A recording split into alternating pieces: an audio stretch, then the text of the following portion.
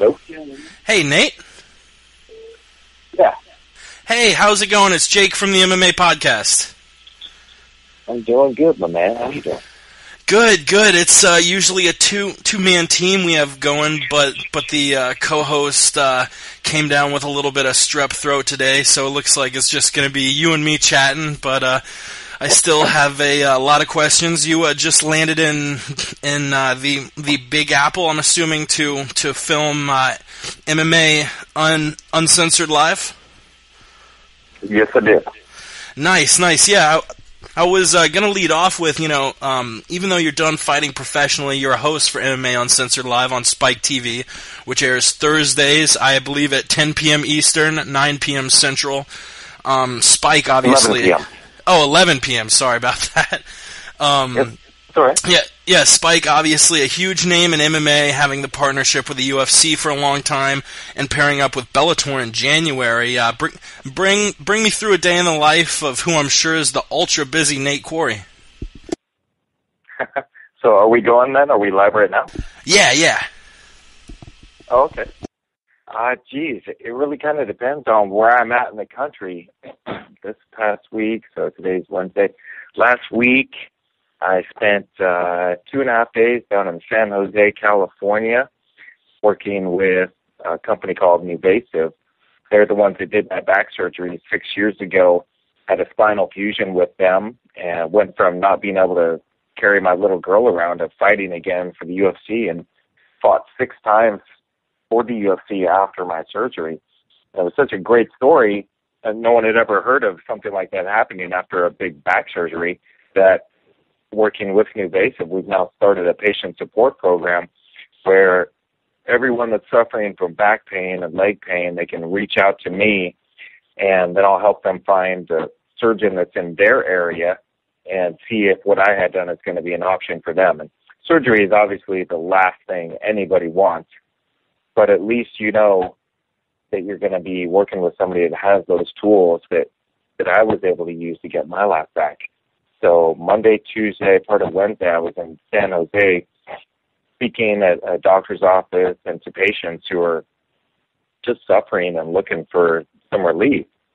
And then Wednesday, flew back to New York, kind of got ready for the show, did that on Thursday night.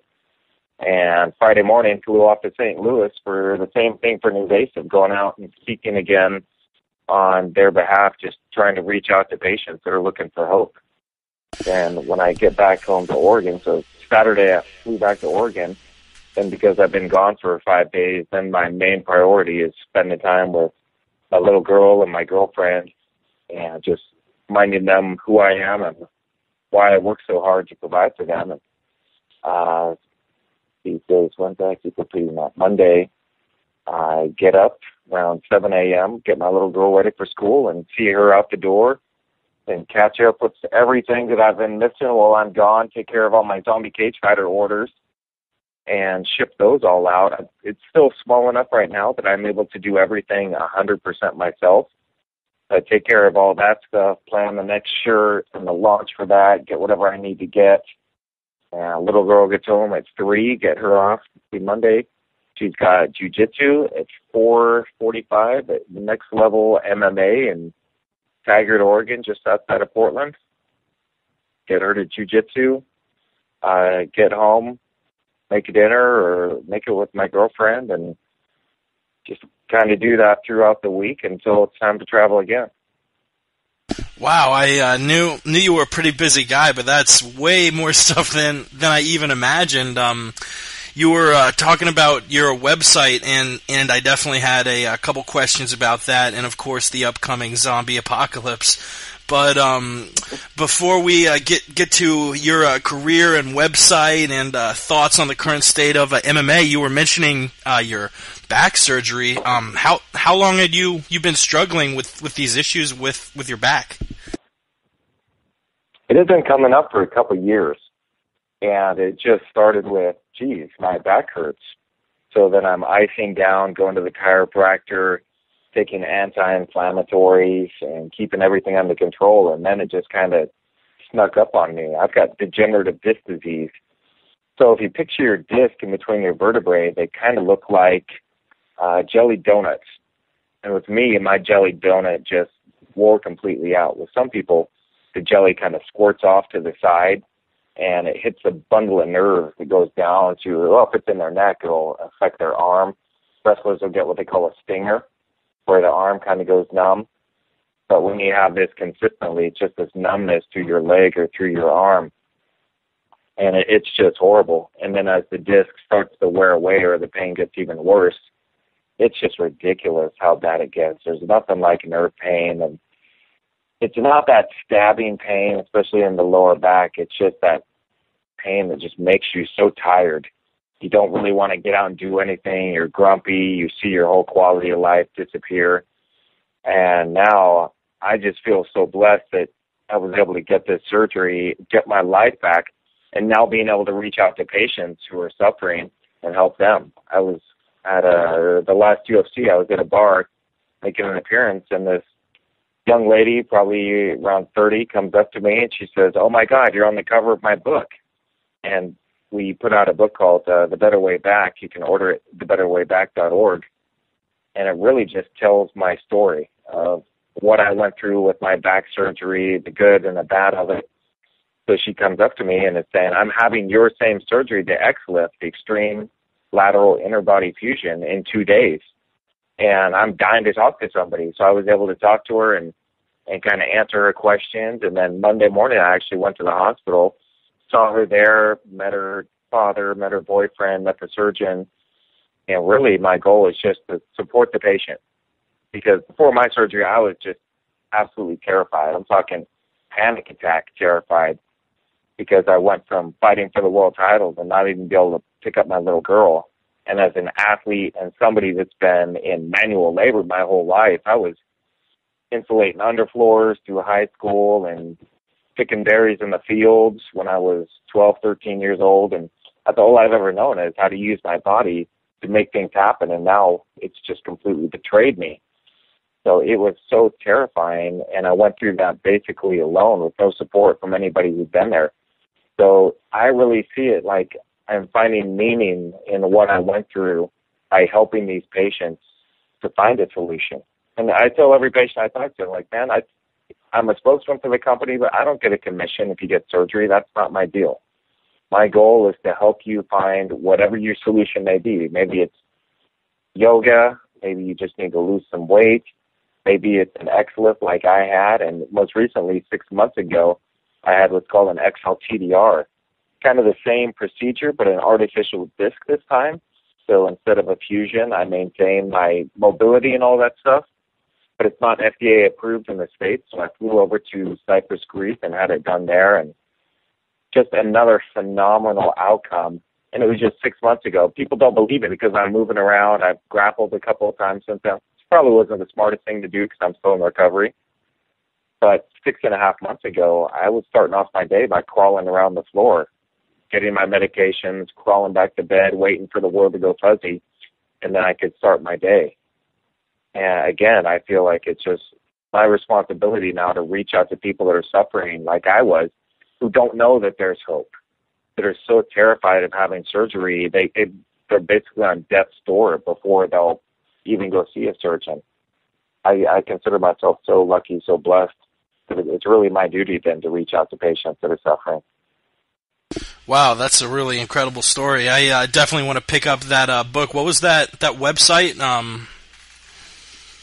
It's called thebetterwayback.org. Okay, yeah. And go on there and you can order the free book. Just tells my story, and if it's something that you're really needing support with, you need to see a doctor, well then we help you find a surgeon in your local area that's trained in the same techniques that I've had. Because when you go to a mechanic, you want to know they've got the right tools. And that's basically what surgery is. It's mechanics on your body. If it comes down to where you need back surgery, you are mechanically broken.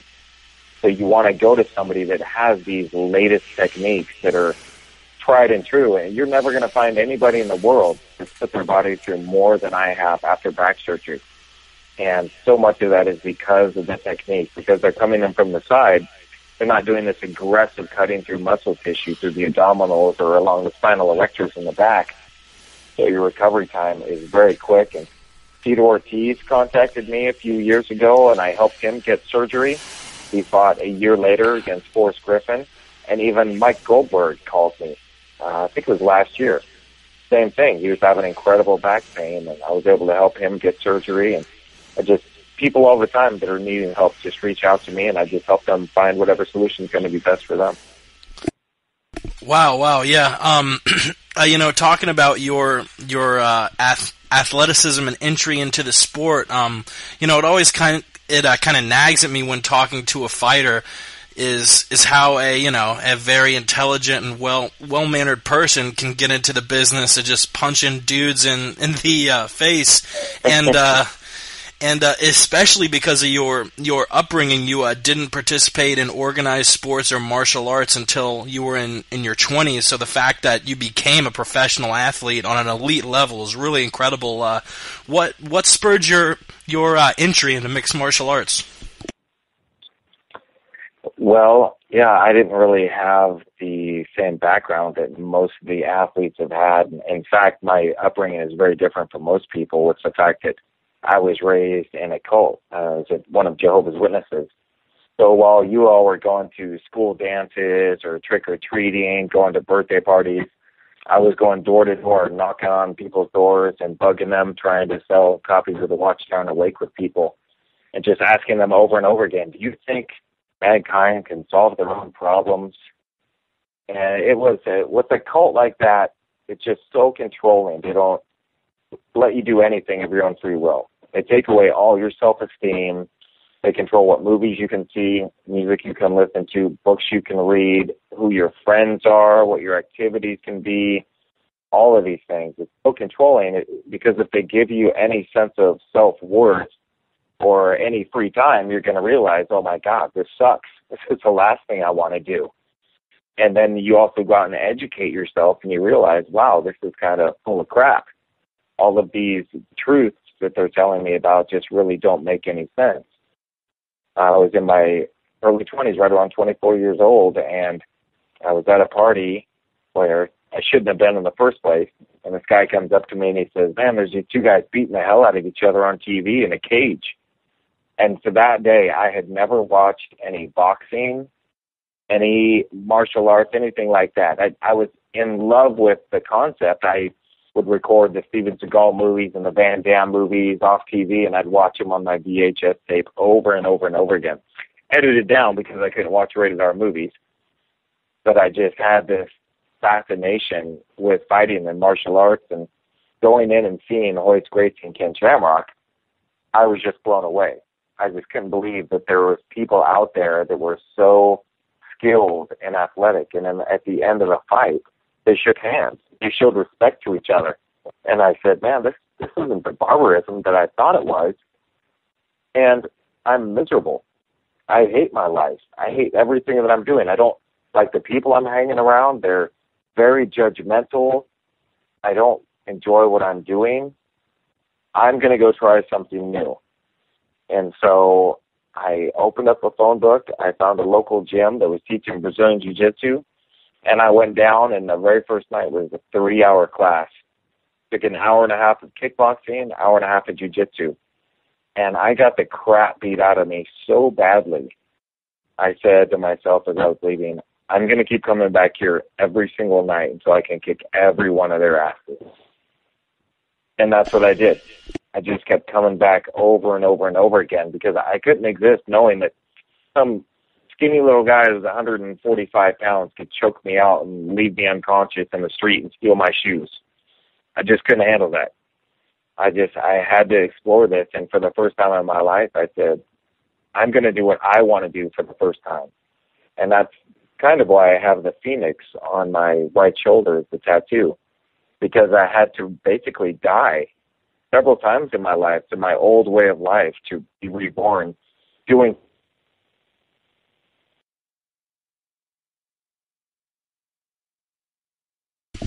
Hello. I don't know if looks like the call may have dropped off. Let me see if we can call him back and re-add him to the call there. Calling him back right now. All right, there we go. Was the story that boring? You just had to hang up on me? Yeah, I don't know what happened there. It just cut off randomly. Yeah. I'm here. Can you hear me? Hello? Hello? Can you hear me? Are you there, Nate? Here, let's, I'm gonna try and, connect to him on another connection here. Let us see if we can call him now. Should be ringing. All right, let's. Hello? Hey, you there? Yeah, you got me this time? Yeah. I don't know exactly what happened there, but yeah, you were talking about your training and getting beaten up and all of that. Yeah, I actually wanted to ask. You were talking about being a part of that Jehovah's Witness group. What was it like separating yourself from something that had really become a major staple of your life? Well, geez. I'm getting a lot of feedback. Can you drop that down? Yeah. Let me see if I can turn that down a little bit. Sorry about that. I've been going back and forth with Comcast a bunch on this. All right. Is this a little bit better? Let me see. Yeah, it's reduced. Okay. So, what was it like leaving Jehovah's Witnesses? Yeah. It's brutal because basically, cult is in control of every aspect of your life. Like I mentioned, what you can read, movies you can see, music you can listen to, and more importantly, your friends and your family. So I was born as a Jehovah's Witness. So since birth, that was my organization, that was my religion. Now, as I go to school, I'm not allowed to have any friends with my classmates at school because they're all non-believers, and they're going to lead me down Satan's path. So I can't be friends with any of them. I can only be friends with other Jehovah's Witnesses. And my extended family, who wasn't Jehovah's Witness, I couldn't hang out with them because of the same thing. They're not going to be helping me follow the Witnesses' way of life. So my only family then was my immediate brothers, sisters, mom, and dad. So as I'm 24 years old and I decide I'm going to leave the Witnesses and follow my own path and take a shot at being happy on my own, I lose all the friends that I've had my entire life, and I lose my family. And with Witnesses, that means that they won't even acknowledge me if I walk past them on the street. Their belief is that if they even give me a greeting, then they are approving of my now wicked lifestyle, which goes against what they feel God wants us all to do.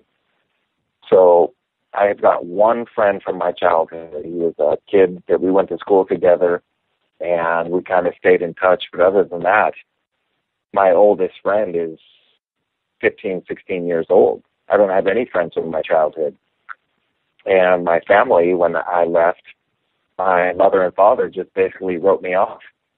Well, you're no longer following what we think God wants you to do, so if we talk to you, that means we're approving of your wicked ways, so we can't do that.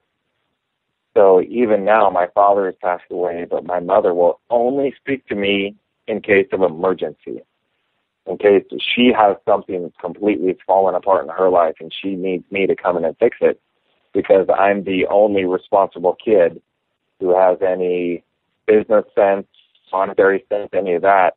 My brother, who the Witnesses have just completely screwed him up. He's 50 years old, doesn't have a dime to his name, alcoholic, pothead, just can't get his stuff together. My other sister in an abusive relationships, and my second sister, who has remained a Jehovah's Witness, that again is her whole life, and she's just waiting for Armageddon to come at any second and wipe out all the wicked people on the earth, which would mean about 7 billion people.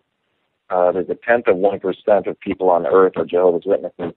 So 99.9% of humanity will be killed when Armageddon comes, according to the witnesses. So basically, everyone dies except for the state of Virginia. But Wow. I was so miserable. I was willing to risk everything, and I decided when you're raised like that, it's on conditional love. If you do what we tell you to do, we will love you. Don't get excited about it because you're just doing what you're supposed to do. But if you don't do what we tell you to do, what our interpretation of the Bible says, then we're no longer going to talk to you. We're not going to acknowledge you. We're not going to show you any love in any way, shape, or form. And I realized, man, what a horrible way to live, to have such conditional love. I can't imagine my daughter doing anything where I would just write her off. I'm sorry, Sierra, the way that you live your life, I no longer approve of. So I'm no longer going to speak to you until you come into alignment with what my beliefs are. And with me, it's been 16 years. My father on his deathbed, all he had was regret. And I just said, I'm not going to live my life like that. And when it comes to interaction with my family now, I hold out to them that I have unconditional love for them with one caveat. It must be reciprocated. Because if they are going to hold out this, well, you need to do this, you need to change your lifestyle, you have to quit celebrating birthdays for us to love you. No, I'm good. Because your life is worse off without me than my life is without you. Because I'm a pretty awesome guy, I got to tell you. I'm a Definitely.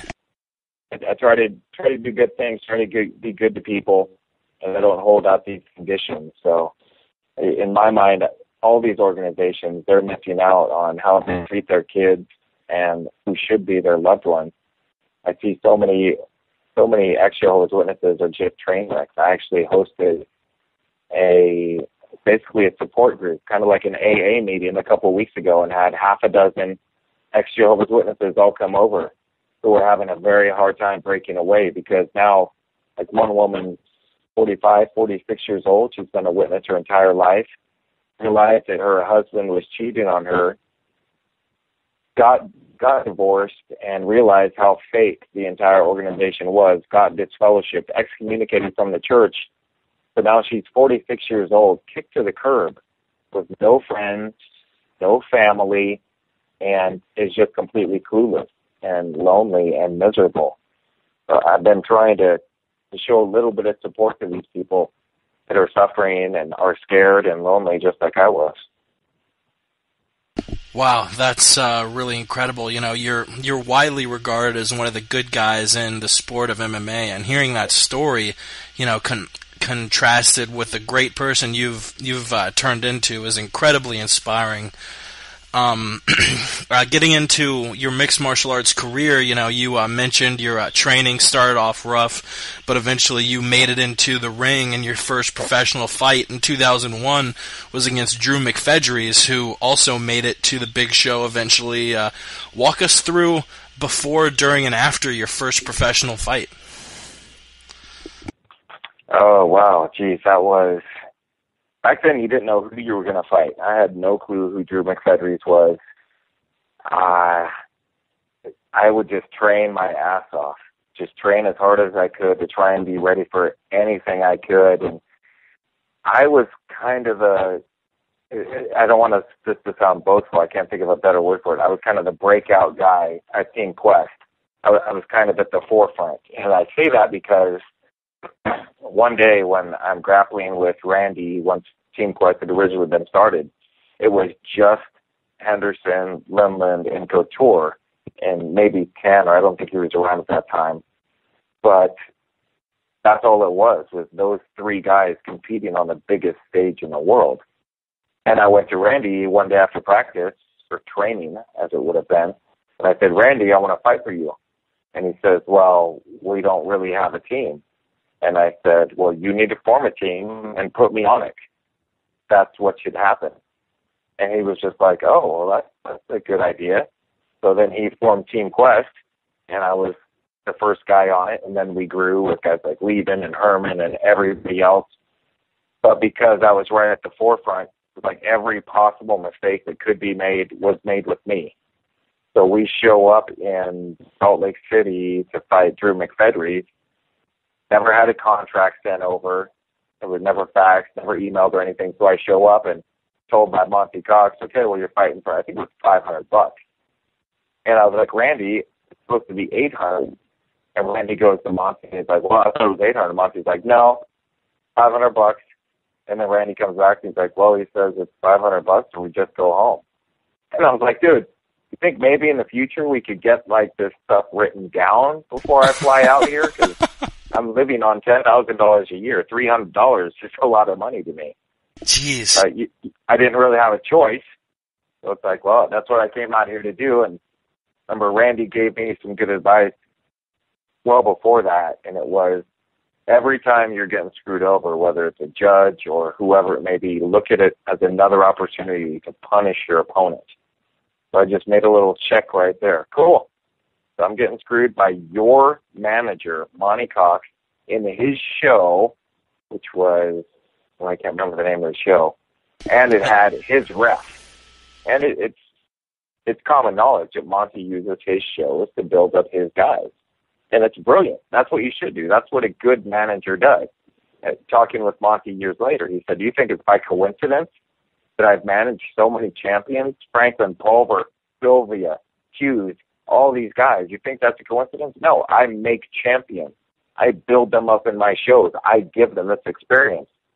Whereas with us, Randy, he's not a manager.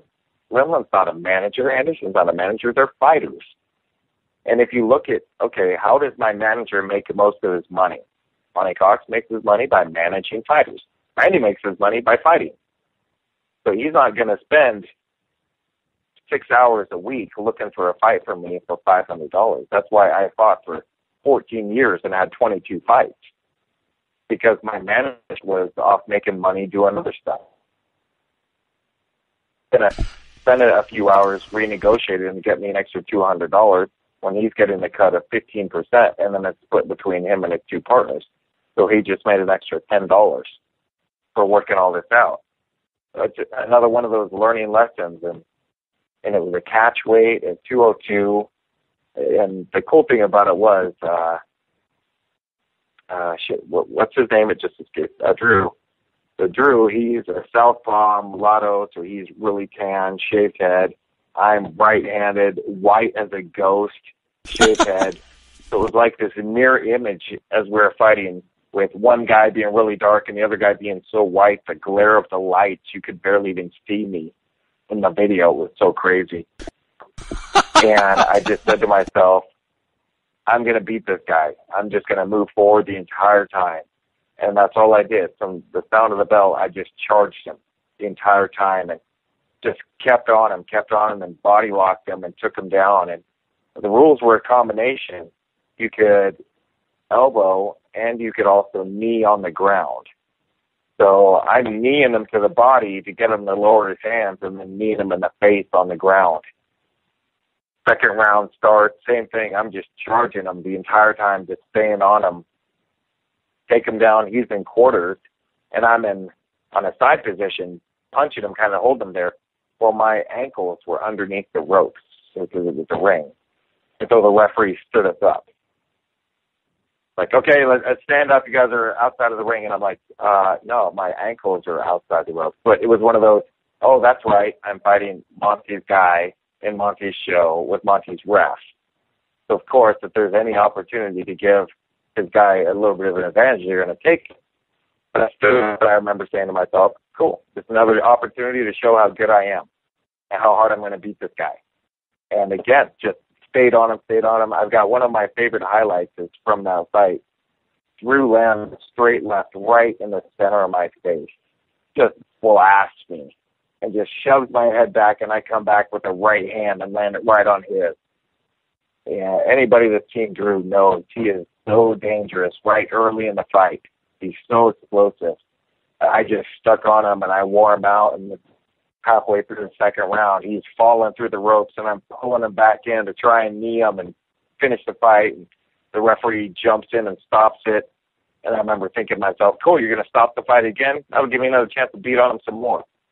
And I turn around and I look at my corner, and there's Paulus and Coach Orr jumping up and down. And I remember thinking to myself, what are you guys so happy about? I was like, oh, I won. That's awesome.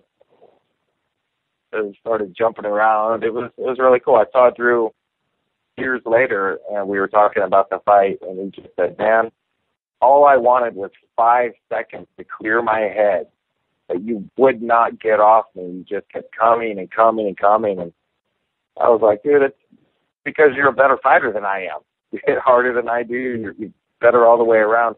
All I've ever got is aggression and the willingness to take a beating and come in shape. And I feel like that's how I won most of my fights, just being willing, more willing than the other guy to take my beating and continue moving forward.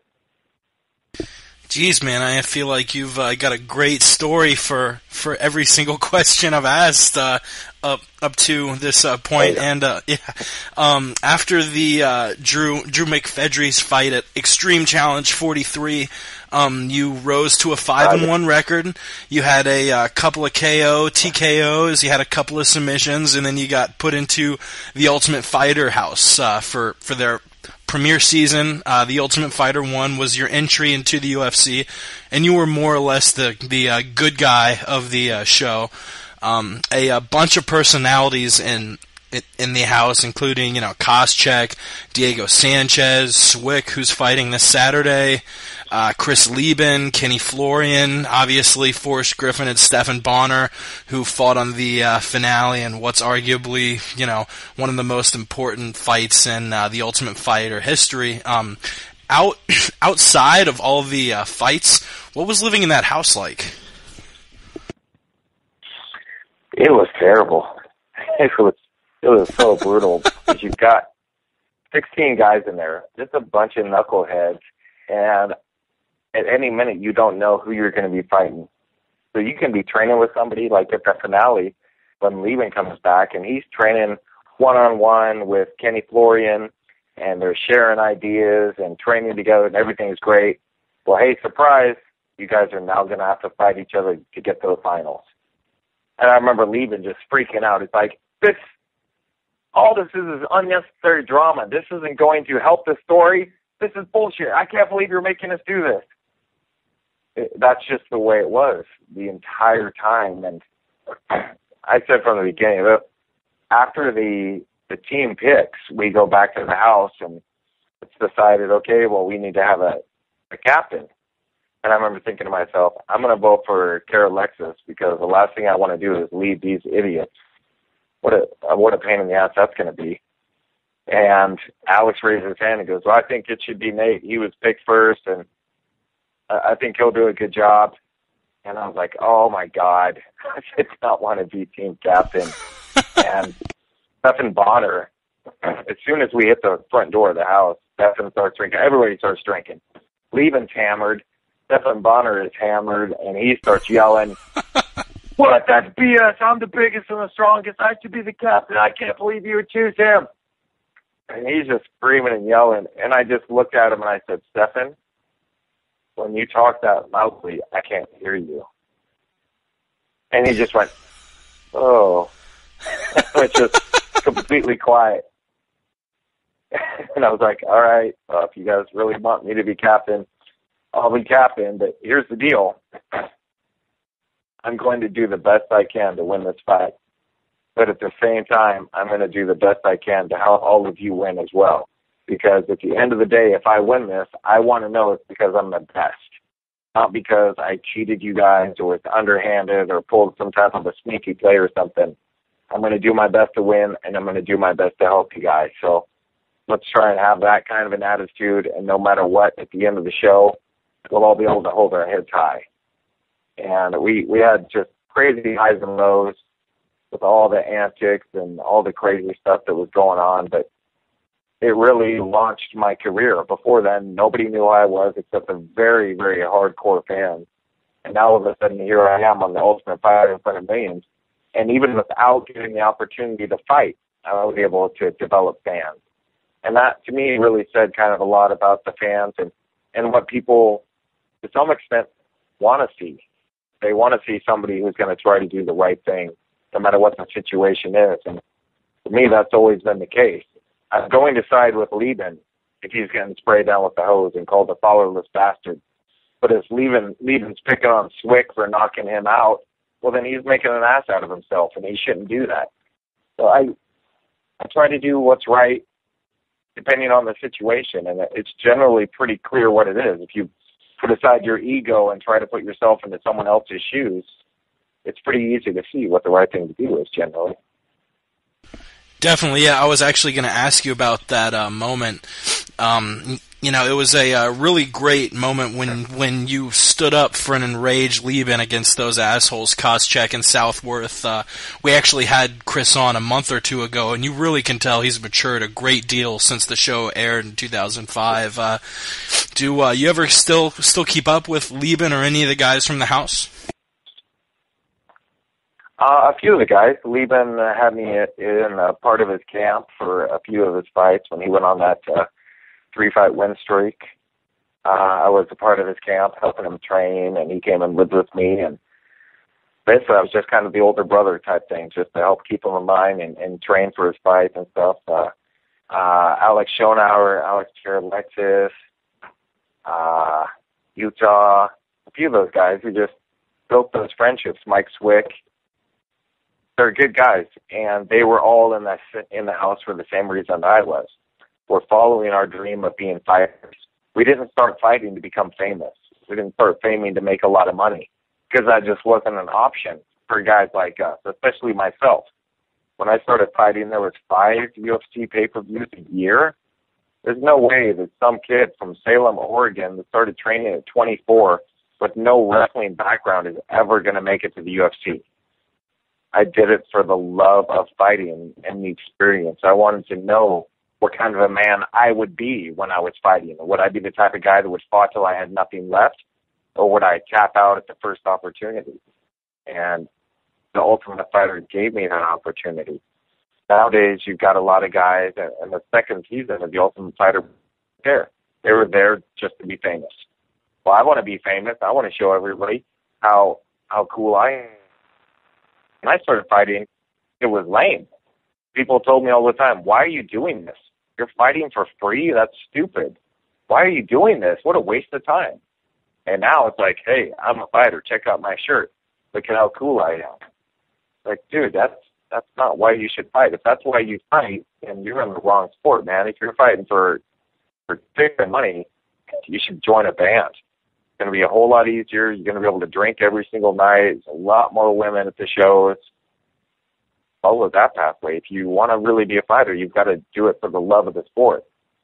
And I think now there's the upcoming group of guys. Now they're starting to switch back to that trend where they're getting an identity for themselves through fighting, and they're seeing what kind of a man or woman that they are when they're fighting, and really pushing themselves. In today's society, there's just not a lot of opportunity for boys to become men. Unless you become a cop or join the military or something, we're supposed to really put aside everything, all those opportunities. If somebody comes up to me, badmouths me on the playground or something, I'm supposed to just walk away. I can never just stand up and put someone in their place. And when there's no accountability for people trash talking, they just become cowards. And you can see that on the online forums. You have these cowards who will say this stuff that they would never say to someone's face. That's just breeding an entire generation of entitled cowards that think that their opinion is important. Well, you're not special. I'm sorry. You're special when you go out and you make something of yourself. If you do something, if you make the world a better place, getting online and trash talking someone who is living their life doesn't make you special. Now through martial arts, through MMA, through jiu-jitsu, all these things, guys are getting goals, they're setting goals, they're actually going out there and they're walking the walk.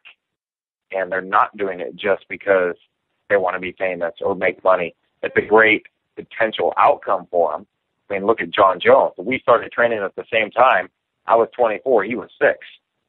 So he's got a very long career ahead of him, and I really look forward to the next 10, 15 years as this upcoming generation who started training when they were little kids and had a black belt jiu-jitsu coach, who had an Olympic wrestling coach, a professional Muay Thai coach, all these things. It's going to be like a breed of cyborgs that are coming in. It's just phenomenal.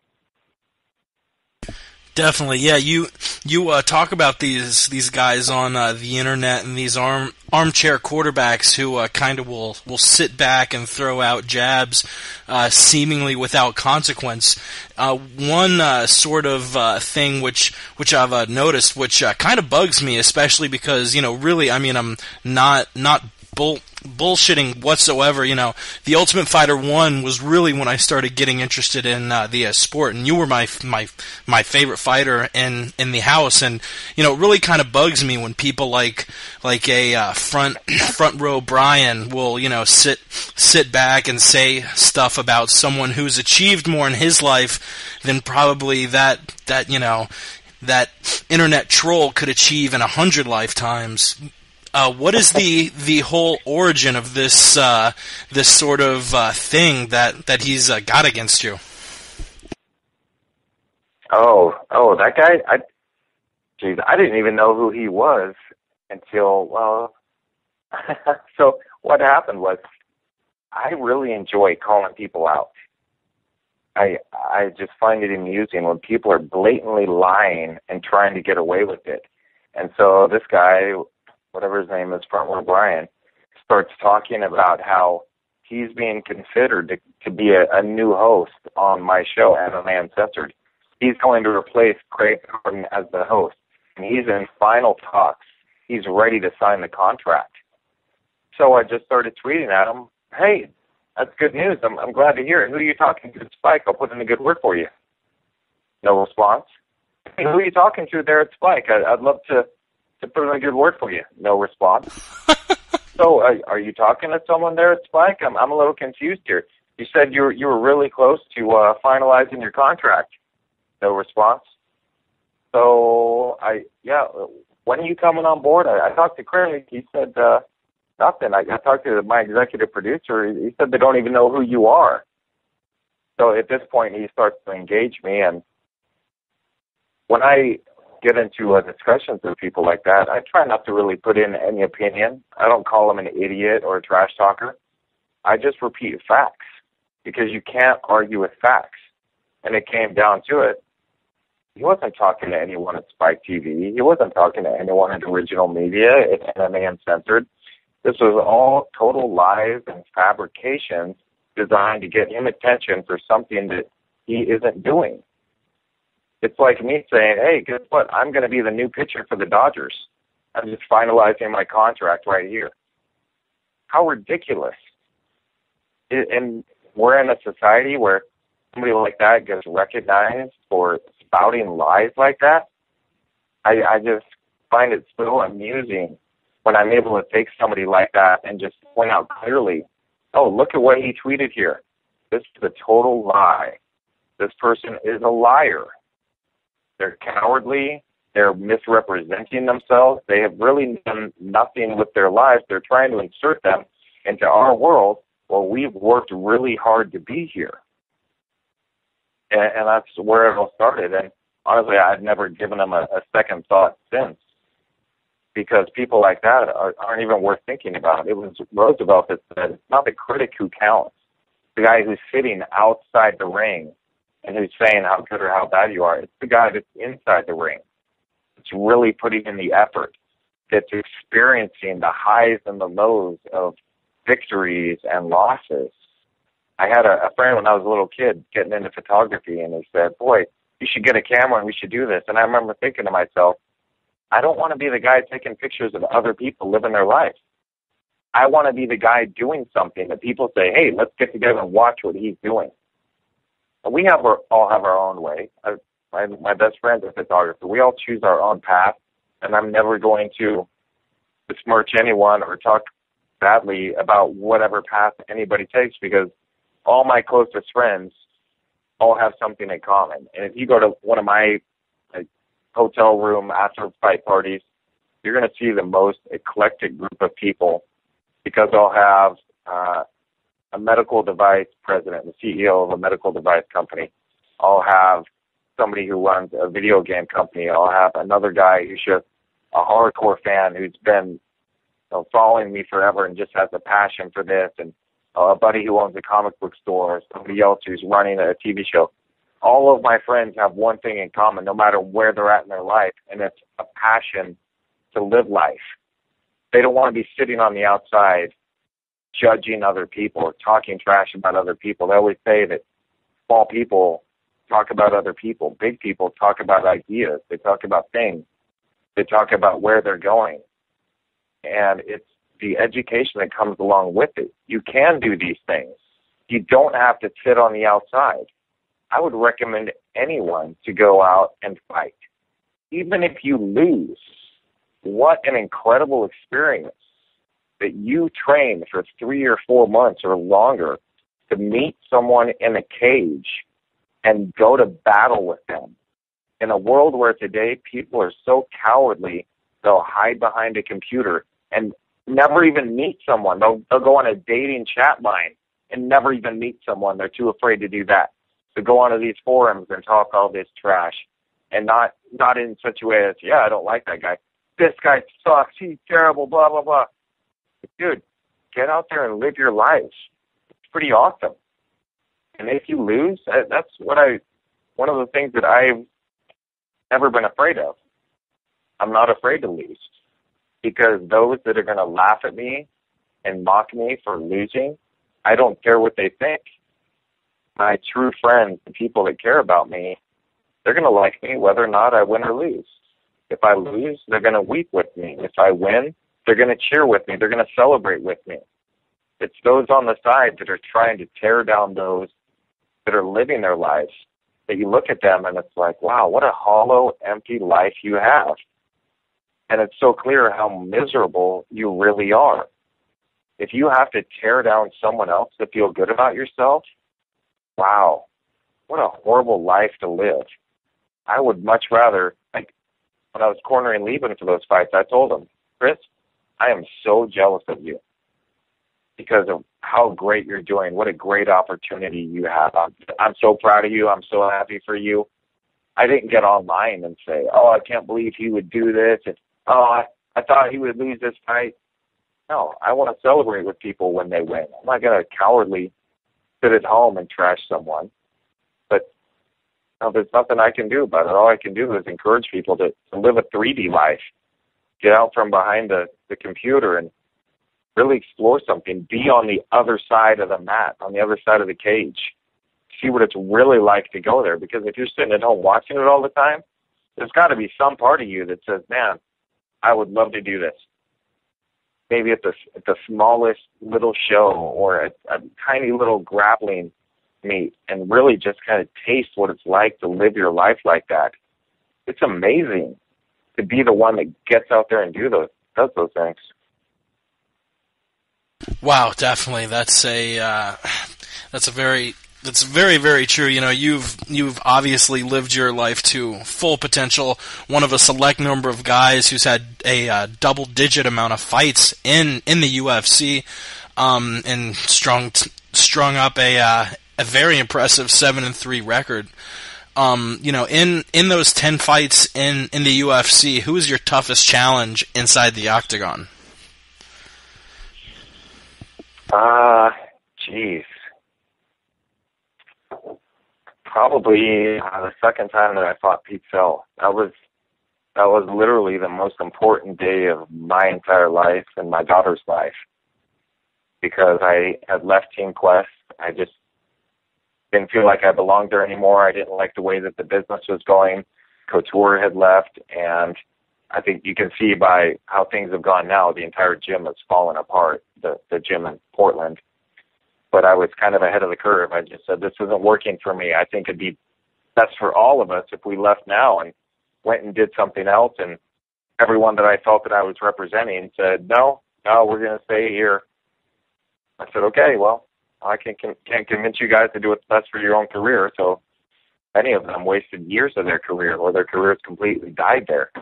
But anyway, so I left Team Quest.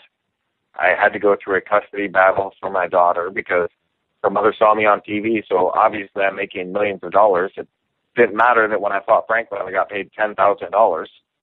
And you take your commissions out, your taxes and everything. I was, for my entire year of fighting, 4 fights in the UFC, one of those being a title fight, I made $40,000. And then I had my upcoming back surgery, so I had to live on that 40 grand. It was 22 months between my Franklin fight and my Pete Cell comeback fight. So I'm going into that fight, I'm completely broke. I'm penniless. I'm literally fighting for food money. Palms, they asked for a credit card, and I just laughed. But you can take the card, but it's maxed out. And here I am fighting for 10 and 10. And if I lose, the UFC is going to cut me. It's going to be the end of this ride. How am I going to go home and feed my little girl? My credit card is maxed out. I had to bring my mortgage payment with me in the hopes that I won the fight so I could. And coming through my back surgery, which had never been done before, nobody believed in me, except for the people at Nuvasiv and except for myself and a few core friends of mine and coaches that believed in myself, believed in the surgery that I'd gotten. And I just remember thinking, if I lose here tonight, all my dreams die. I would rather die right now, fight to the death, than lose here in this cage tonight. And Pete gave me such a beating. Good God. He dropped me in the second round with a big right hand, and I just remember thinking, get up, keep the ref off me. I'm not done. If he stops me now, this is it. I can't feed my girl. And that was actually, you want to talk about cornerman advice, that's what my corner would tell me between rounds. He's trying to take food out of your daughter's mouth. And when they would yell that at me, I would just go crazy because I love my little girl so much, and my whole goal is to make sure she has a better life than I've had, to be able to provide for her in a way that I never would have known. So in that third round, I look across the ring and I see Pete, and I just said to myself, if I don't finish him this round, this fight ends. That's the end of it. And so I went across the ring, and it was actually backing up a little bit. Later in the second round, after he dropped me with his big right hand, he hit me with a Superman punch. He hit me square in the forehead. And if you watch the fight, you'll see me then pat my head. And it was like he had just knocked something loose. Like there was a big light bulb, like enlightenment came over me. And I just remember thinking to myself at that time, this is how it's supposed to be. It wouldn't be a dramatic comeback if I just ran across the ring and knocked him out. It's supposed to be hard. That's what's going to make the story so great. This is how it's supposed to go. Now is your chance. Now, let's fight. And from then on, I was like, of course, this is my life. If it was easy, it'd be somebody else's life. In the third round, I hit him with the right hand with just everything I had on it. And I stood above him because he talked so much trash before the fight. And I just motioned to him to stand back up. And I said, do you have anything else you want to say? And threw one more big right hand to finish him off. And it was literally the most important day of my life and of my daughter's life, because from there I was able to become a spokesman for Nuvasiv, the company that gave me my life back. I was able to keep my job with the sponsors. And then not only did I get the show money, I got my win money, I got fight of the night and knockout of the night money. Wow. So I showed up with 25 grand in credit card debt, hoping that I'd have enough money to make a payment, and I come home with 50 grand. And the funny thing was, and I'm not an overly religious person, I don't know any of the answers, I don't pretend to, but I go to the bank to cash my checks, and I've got like $20 in my pocket, and I give them my checks, and she says, okay, well, here's $100. Thank you. I'm like, what? No, I need money. I have no money. And she's like, well, I'm sorry, we have to put a hold on these checks. I was like, are you kidding me? I've got nothing here. And I go outside, and I remember I look up at the sky, and I just go, I get it, okay? I won't forget. I won't forget how hard this was. I won't forget how much other people helped me to this point, how without my coaches, without my training partner, specifically a man named Greg Thompson, who left Team Quest when I did, just to train with me, just to be a training partner, when nobody else would. It reminds me of my favorite movie, Gattaca, where it puts in all the work to make his dreams come true, and then right at the end, if it wasn't for the kindness of a stranger, it all would have fallen apart. And I remember thinking, I won't forget. I won't forget how I got here, that it wasn't just me. It was the fans who supported me.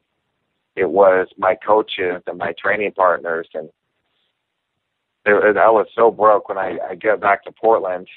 My girlfriend at the time had parked in long-term parking at $10 a day. That cost $80. She left the truck on empty.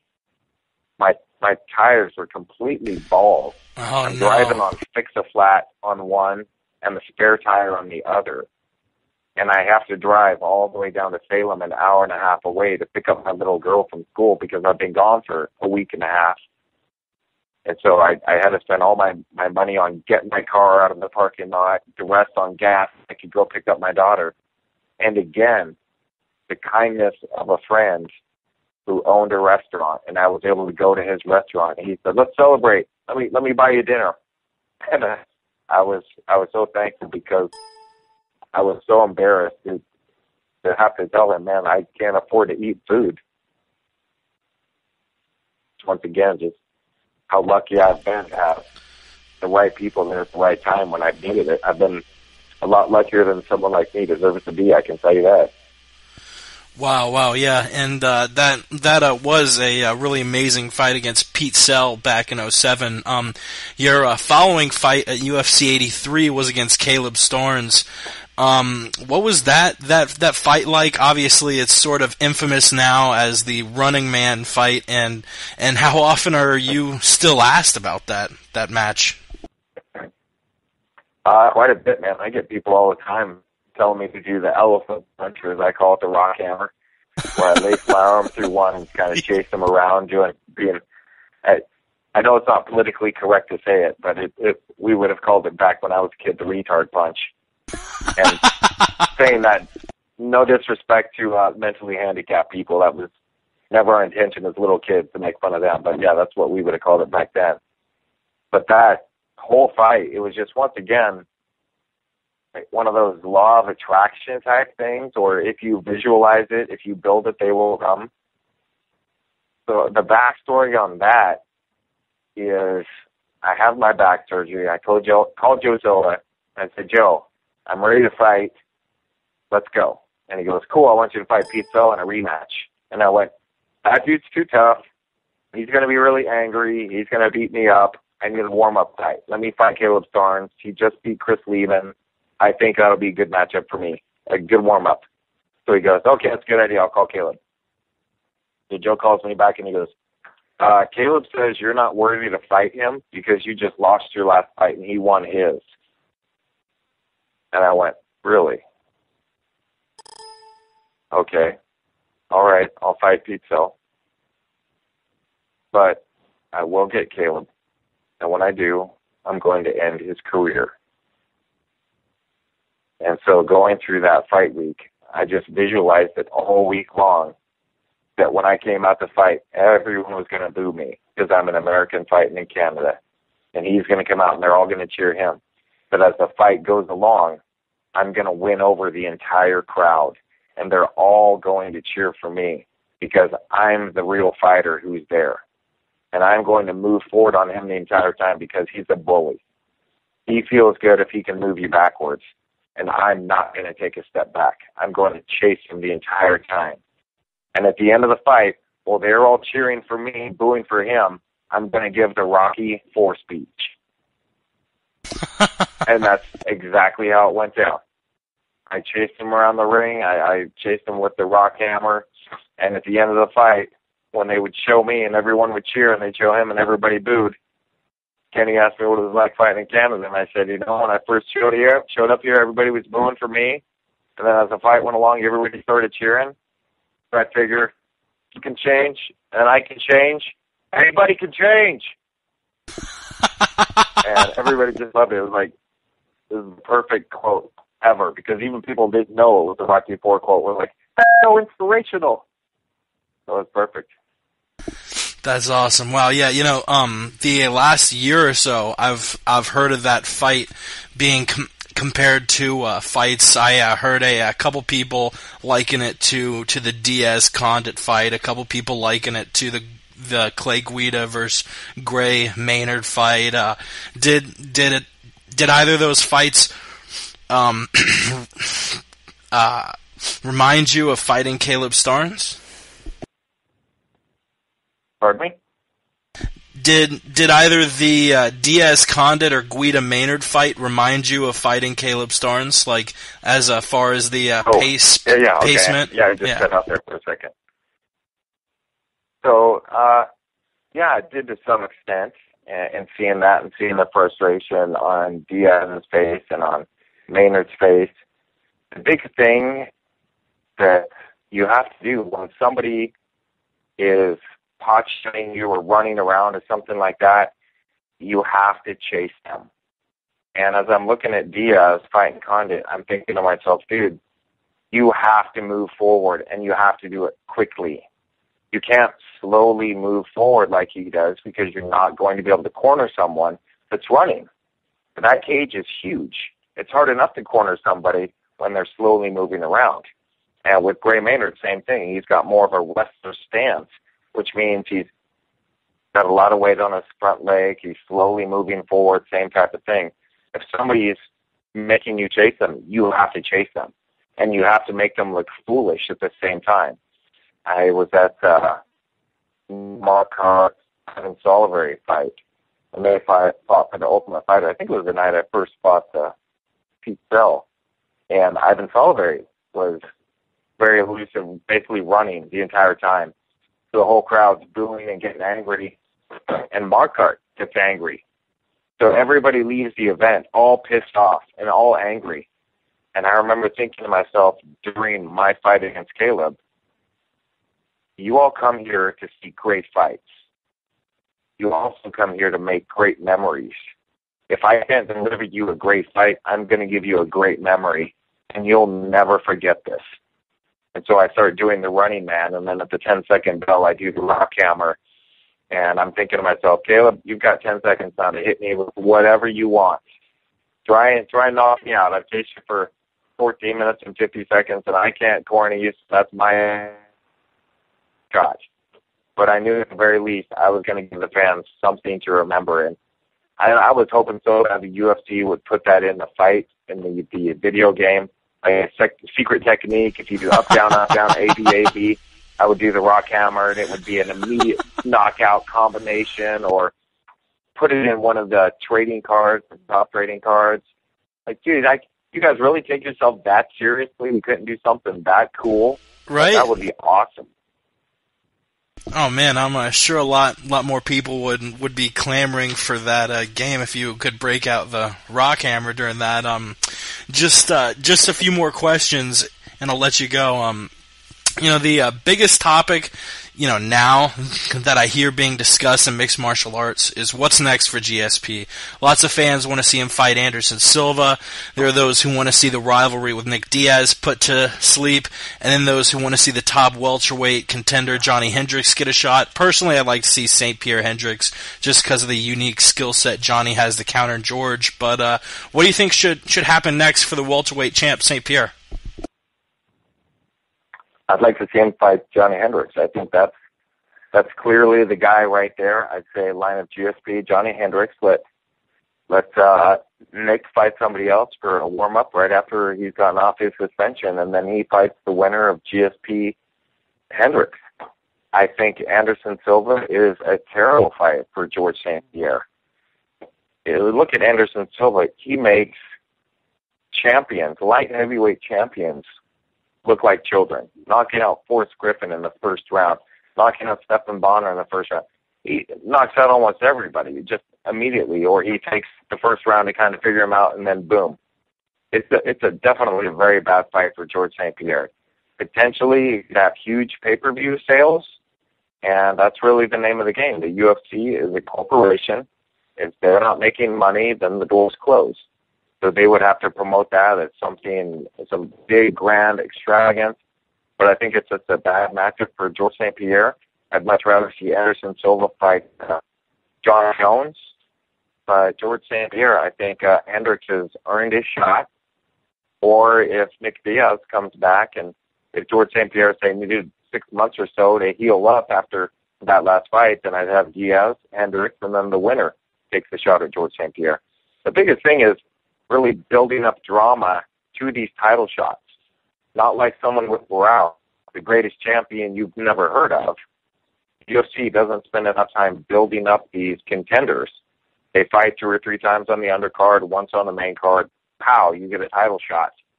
That's why I would like to see the Ultimate Fighter retooled and have it be basically the comeback show, where you do 2 of the weight classes. So, say welterweight, middleweight, you take 8 of the contenders and have those guys fight for the number 1 contendership spot for the title. So by the time you get to the end of the season, you've got to know this guy who's getting a title shot over the past 6 or 7 weeks. And he just fought 3 times and beat the best guys. So it's very clear that this guy now has earned his title shot. I know him. I like him. I got to see him. I got to see his fights. Now I really am invested in this pay-per-view. Because what is the definition of a weak card? Is it bad fight?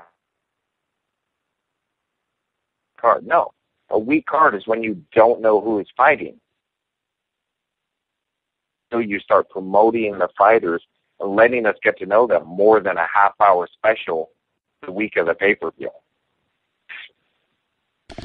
Definitely. Yeah, we had Michael Schiavello on a few weeks back who very expressively was against this Jones versus Sonnen Ultimate Fighter matchup, saying it was about ratings, it wasn't about rankings.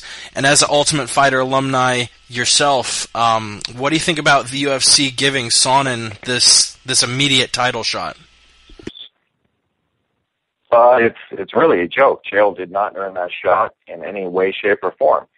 He's finished 1 fight in 5 years. He just lost his 2nd title fight in the UFC. So how does he move into a higher up weight class to fight against one of the most dominant champions since Anderson Silva, basically? All because of his mouth, all because of his marketing. And that becomes very clear. Oh, that's right. It's a business. It's all based on pay-per-view sales.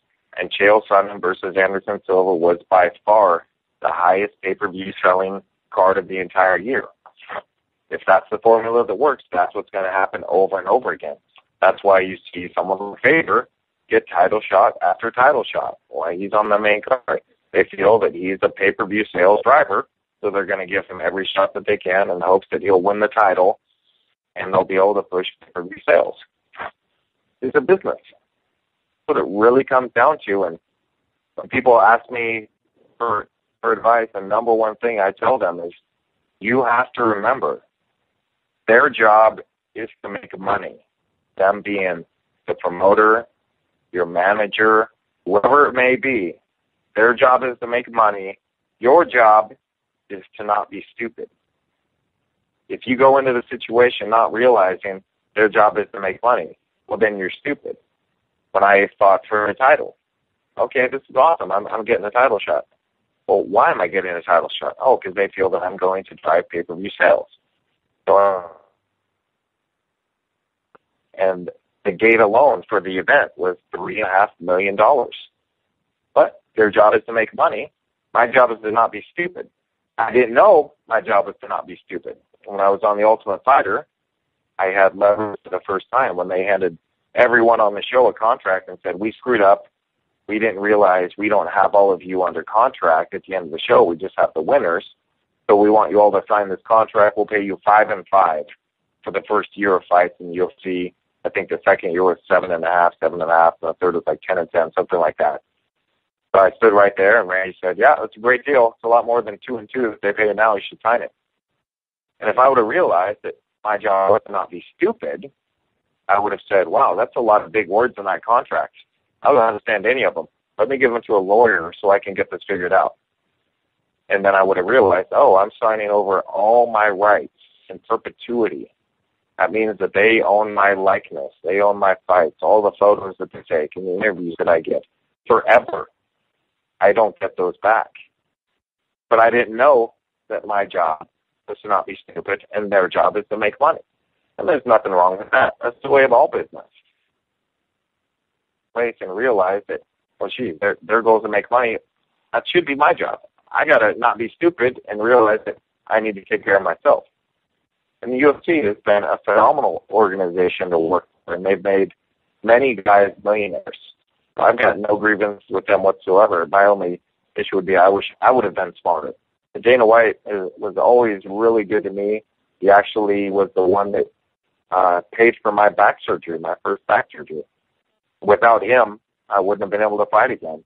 So I got nothing but love for those guys. They've done such an incredible job. I just always kind of viewed it as an employee always wants, a 50 an hour raise, something like that. And I'm always looking for fighters' rights because I am a fighter. I always want to see my boys taken care of. Wow, that's that's a really incredible answer. Last MMA related question before we move on to the zombie apocalypse and your website zombiecagefighter.com.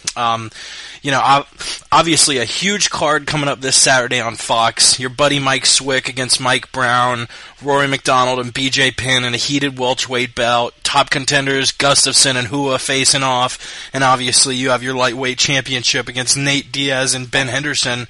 Who are you picking in those fights? Geez, I learned a long time ago. I'm really bad at picking fights when I've got emotional ties to the guys.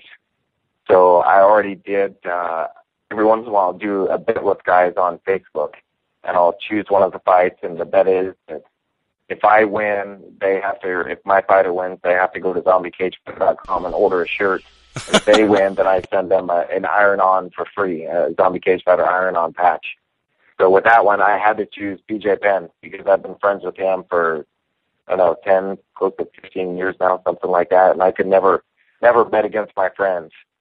I think Nate Diaz has a great opportunity, and it's such a close fight. As long as he doesn't get overwhelmed, overstrength, and I would look for Benson Henderson to try and take him down over and over again and use his ground game, use the elbows, use a good ground and pound.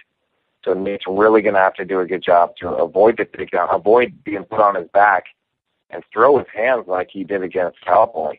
My God, when he fought Cowboy, I remember thinking, wow, Cowboy is terrible. This guy's not any good. And then Cowboy's next fight, he looked incredible. And I was like, holy crap, it wasn't that Cowboy wasn't good. It was that Nate is that good of a fighter. Yeah. I was blown away by that. So many great fights. I'll be excited to see if Hua really comes through or if Gustafsson is as good as he's been looking. Definitely, yeah. Wanted to ask you a couple questions about zombiecagefighter.com. You're a big fan of the zombie craze.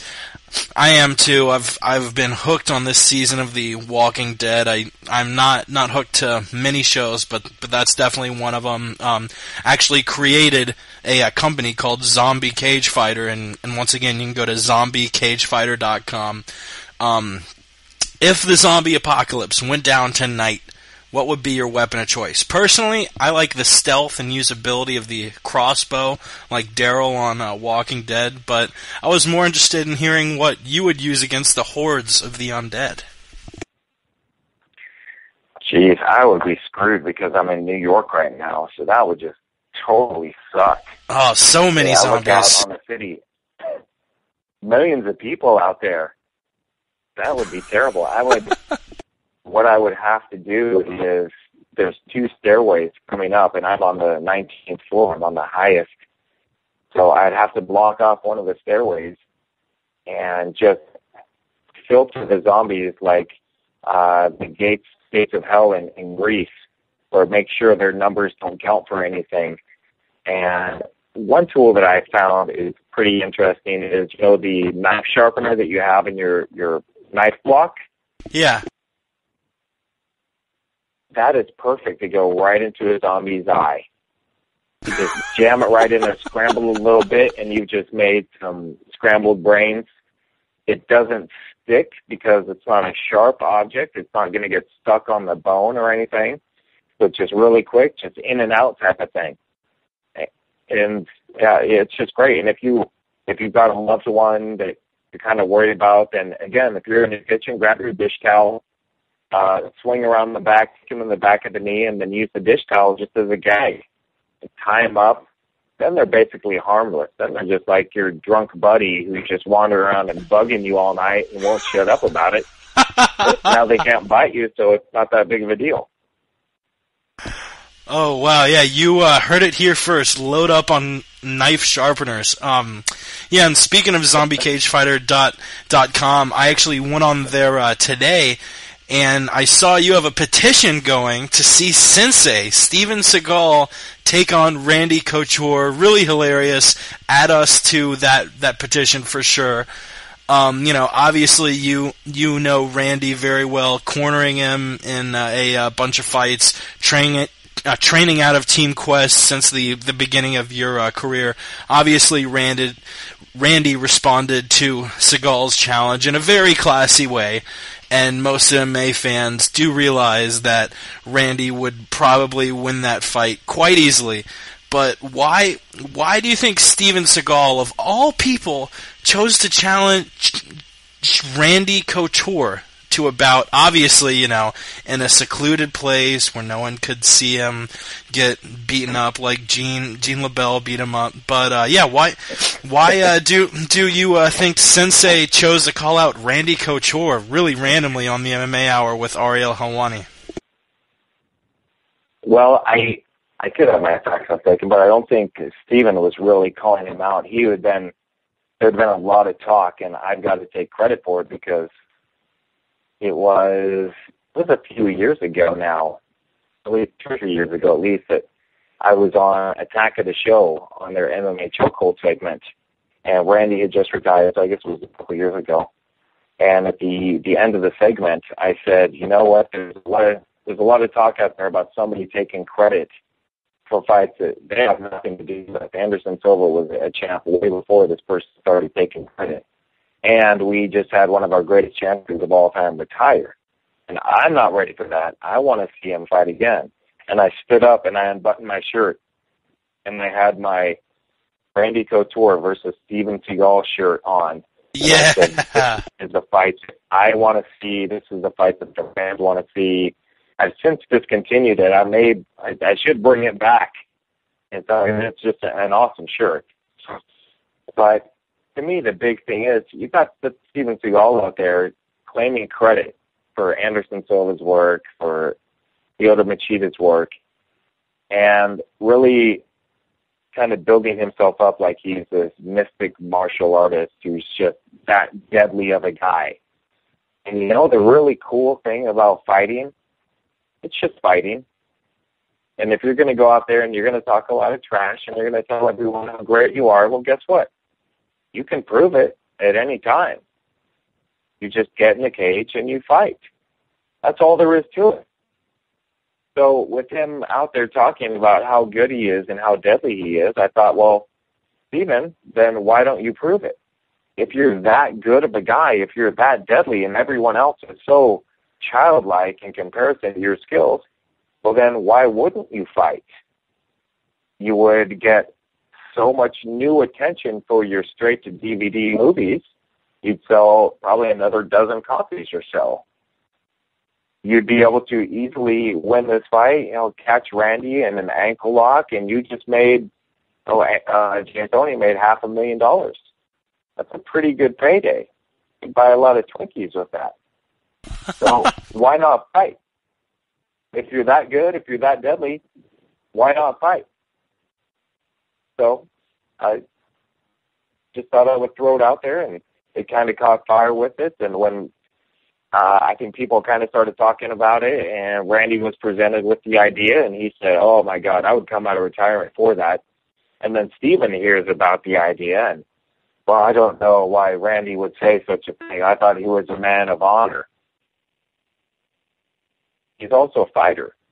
He's been wrestling since he was a little kid, and has been fighting for the past 20 years or so. So for him, it's just a business. When he fought James, Randy is probably the best guy I've ever seen with going out and great attitude and a smile on his face. So him wanting to fight Steven Seagal, he's just like, yeah, why wouldn't we fight? Just a fight. What's the worst that's going to happen? But Steven Seagal looks at it as this affront to his legends and gets all offended. And then, of course, he's not going to say, well, I'll fight him in the cage. The results of the outcome. He can about this ridiculous, well, I'll fight him in a darkened alley where no one can see. Okay, well, we know that's not going to happen. There's nothing in it for Randy.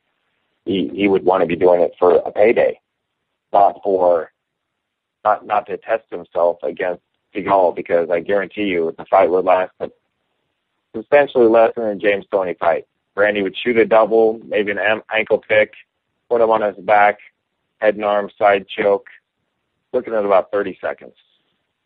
Pretty simple. Yeah, I totally agree with you. I think it would go that way as well. The final question, we end every interview with it. We had Leben on a month or two ago. His answer was cotton candy. We had Misha Tate on. She said she liked cupcakes more. We had John Anik on a few months back, and the poor guy's lactose intolerant, so he said he would go to Dairy Queen with his family, and he would have to order a hot dog. But Nate Rock Quarry, what is your favorite ice cream flavor? I'm actually pretty simple. I just like generally I like vanilla with chocolate chip or cookies and cream. I'd have to go with cookies and cream. And I've never seen anybody do this, and I don't know where it came from, but I take the carton out of the freezer when it's still just completely frozen, and I will stand there next to the door, and I drink rice milk. I don't drink cow's milk, so I'll pour rice milk on top of the ice cream, and I'll make basically a really shallow milkshake, and I'll just spoon it right there to have my rice milk and cookies and cream ice cream milkshake right into my mouth. And then when the ice cream starts to get too melty, I put it back in the freezer. I did that all the time as a kid. I feel like, you add a tiny bit of milk and it like doubles the volume of the entire ice cream. I really like your style. Nate, thank you so much for coming on. I feel really bad for our co-host who's out with strep throat. He's actually been texting me throughout the interview. He was texting me throughout the interview saying that you've really inspired him and lit a fire under his ass, and I kind of feel the same way. You were really, really generous to take time from your life and just shoot the breeze with us. Everyone remember to follow Well, I him. appreciate it, man. Yeah, What I tell people is, and I'm no different than anybody else that's sitting at home listening to this or watching the fights. If I showed you a high school photo of myself, you would beat me up just because it's the right thing to do. I was a skinny, little, nerdy kid. My parents bought my clothes at garage sales. I had big, thick glasses. When I started training at 24, I didn't have the slightest bit of athletic ability. All I had was drive to make my life better than it was at that time. And for me, fighting was my outlet. For you or for anybody, it could be schooling, it could be working harder at your job, it could be being a better parent, whatever it may be. But I was just unhappy with my life. And I always ask myself now, if I have an opportunity to make something to do this, well, no, I'm not too stupid. Because if I don't know enough now, I can learn, and I'll know enough by tomorrow. Am I too lazy to do this? No, I'll outwork anybody. Am I willing to sacrifice what it takes to make this happen? Hell yeah. And for me, that's what it was. I wasn't afraid to look stupid. I didn't know anything, but I was willing to show up every single day, look stupid, learn, work harder than the next guy, and sacrifice my time.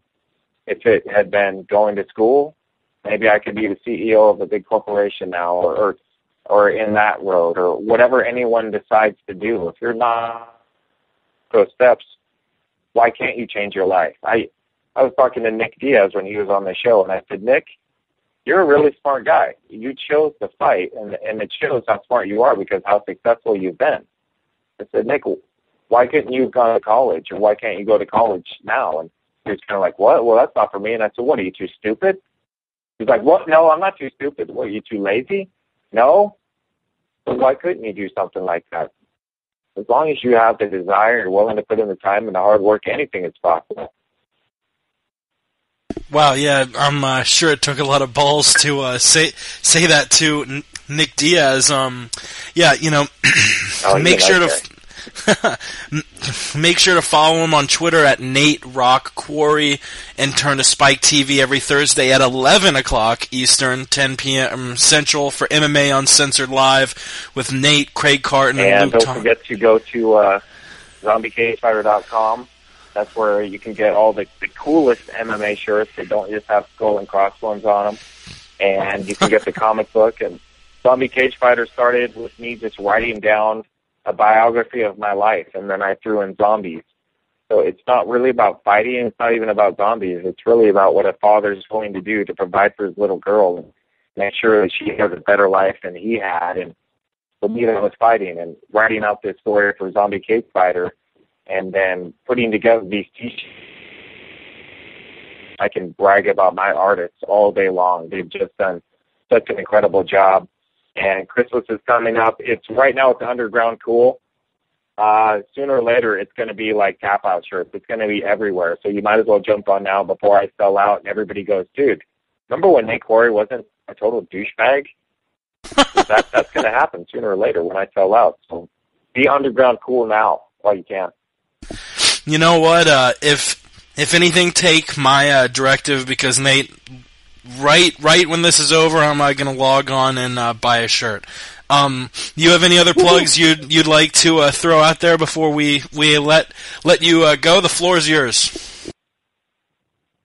That's about it. ZombieCageFighter.com. And then again, if anyone you know, or if you're suffering from back pain, go to thebetterwayback.org. And the whole goal really is to help people find a solution, if it's surgical or whatever it may be, to get their life back. It's given me my life back twice now, having a fusion 6 years ago and then an artificial disc put in 6 months ago through the same procedure. And with my last surgery, I was up walking around the hospital within 6 hours of my surgery. That's an artificial disc. That's a pretty big surgery. Wow. So being able to get up and walk around a week and a half later, I was back on TV for Spike doing MMA Uncensored, and no one really even knew the difference. Knew that I was gone getting this spinal surgery, and then a week later I'm back doing MMA Uncensored. So especially with the first surgery, fighting 6 times for the UFC, and 2 of those being fight of the night performances, if I can put my body through those types of things, you know, somebody that's suffering, you can tell them, man, you can return to gardening or working on your truck, whatever it may be, whatever is holding you back, you can start living your life on your terms again. Wow, Nate, yeah, through 30 episodes, this has really been one of our more memorable interviews. Thank you so much. It's been a real pleasure chatting with you. Have a great evening, man. My pleasure. Thanks for having me.